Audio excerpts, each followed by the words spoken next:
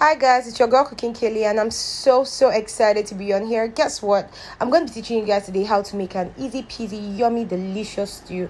If you're interested, keep watching. Our ingredients are quite easy. We just need some pepper mix. We need onion, ginger, and garlic paste. We need some vegetables, our oil, and yes, of course, our spices. And any orishi you want to be adding. For me, I added chicken. So we're going to be heating our oil, right? You don't need your heat to be like over the top, so it just has to be quite low. And do this while you're like communicating with your ancestors, asking them what you're supposed to do next. So for me, my ancestors told me to pour in some onions, and I did that. I love when my onions are golden brown. This allows the onions to mix with the oil and the oil to enter the onions. I don't know if you understand what I mean. So from there I added like some spices, salt, Maggi. I love to use Knorr, right? I added Knorr, I added spices, I added like a little bit of cayenne pepper, right, and a little bit of my soy sauce, the dark soy sauce. So yes, that's what I did. So I gave it a little stir. I stirred it until I understood, according to my ancestors, that everything was going to be okay and nice, right? So I added a bit more pepper to this, grinded pepper, of course. Guys, while I was filming this, I was really exhausted. I just wanted to just finish and just get on to the next one, because that day, I had cooked the whole world. And I really don't even understand why I didn't even fast forward all these parts for you guys to see. But anyway, this was my onions and everything under low heat, manifesting themselves well to taste good at the end of the day. So I added some more Maggi. If you're like me and you love spicy food, hey, put a thumbs up here or like this video, right? So this went on and on. I realized that I needed to add more salt, and I did, as you can see, and I gave that a good stir. As I was stirring this, my ancestors were whispering to me, Kelechi, ensure that this doesn't burn. Are you hearing me?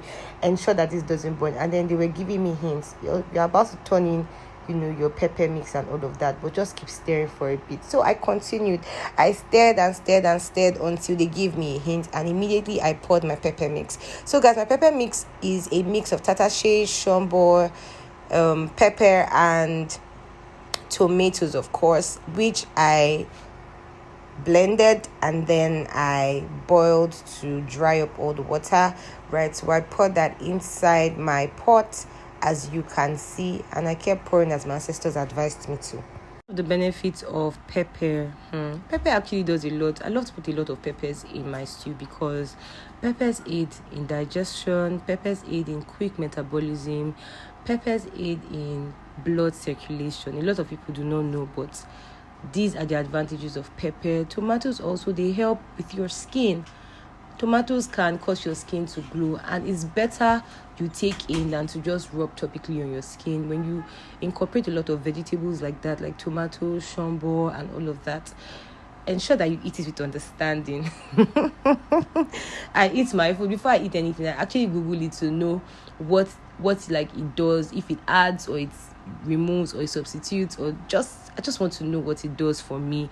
So as I'm eating with understanding, and whatever you do with understanding brings what results. So as you can see, I gave mine a good stir.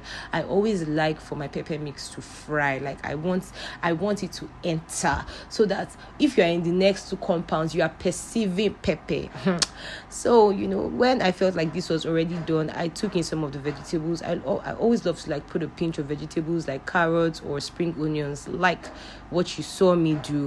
I love that. It just gives it color and it gives it an extra thing.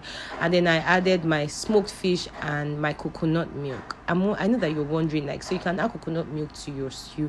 Yes, if you're a healthy woman like me who loves everything healthy, you'd always incorporate many things. Now coconut milk gives it another level of taste. It gives it another level of I don't know how to explain it, but it just takes your food to another level. And then I enjoyed it. Imagine if you have that with rice, you are good to go. So after you incorporate all that you saw me incorporate in your pot, ensure that you let it sit on low heat for a good time, a really good time, to get the best results of what of what you're gonna eat. So guys, after this, I went in to put some of my left chicken parts that I kept in the freezer, and I allowed it to just defrost a bit before I decided to put it in. So guys, chicken is actually one of my secret pleasures. I love to eat chicken. I literally add chicken in almost everything. Even in soups. There are some soups that you don't add chicken to, but me, cooking kile, I would always add chicken. I recently just stopped to start incorporating goat meat because I think I'm beginning to like goat meat. So anyway, that's the chicken in my stew, and I allowed it sit for it to completely defrost, and I began to stir. This looks so beautiful. It looks good. It tastes good. It smells good. It's everything good, guys. This stew would blow your mind. I think I should rename it coconut red stew. Now, wow. Coconut what? Coconut red stew, guys. So, guys, I went ahead to give this a very good stir. As you can see, this was like a very, very little stew that I cooked for myself and my little family, and I just wanted to just do something out of the blues, because I was craving coconut rice, and I'm like, no, let me just do something different. So there I put in some pumpkin leaves, and woo, voila. My people, if you tasted this stew with me, hey God, it becomes my house every single day. It tasted so good. It tasted so great. Now, some advantages of pumpkin leaves, they help to cleanse the blood. So they cleanse your blood from toxins and all those many wahala we have. So guys, I gave it a good stir, and I just felt in my spirit to just add some more pumpkin leaves, and of course I did that. My guilty pleasure. How many of you always feel like you do excess in the kitchen? I actually feel that way a lot of times. I always want to add until I'm satisfied. Sometimes my ancestors will just come and whisper in my ears, Kelechi, no, you're doing too much. Just look at me now. I added some more pumpkin leaves. Where are those pumpkin leaves enough? I beg, allow me. That's how I love to eat my own stuff.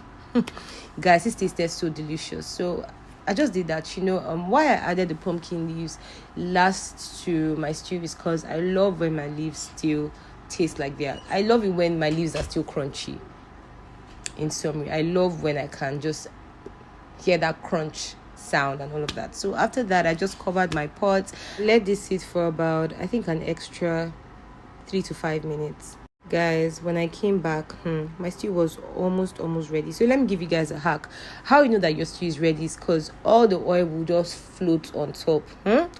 And the oils will start bubbling on top. It's no longer be oil and water. The oils will just go up. That's how you know that your stew is almost ready. And voila, that was the end result. This tasted so good, guys. You can actually eat this with rice. You can eat this with spaghetti. You can eat this with yam. You can eat this with boiled plantain. This tasted so good. So thank you guys for watching. I really enjoyed myself, and I enjoyed filming this as well. I love you all. Please do also subscribe to my page, drop a comment. I'll be bringing more content like this. God bless you. Peace out. Enjoy.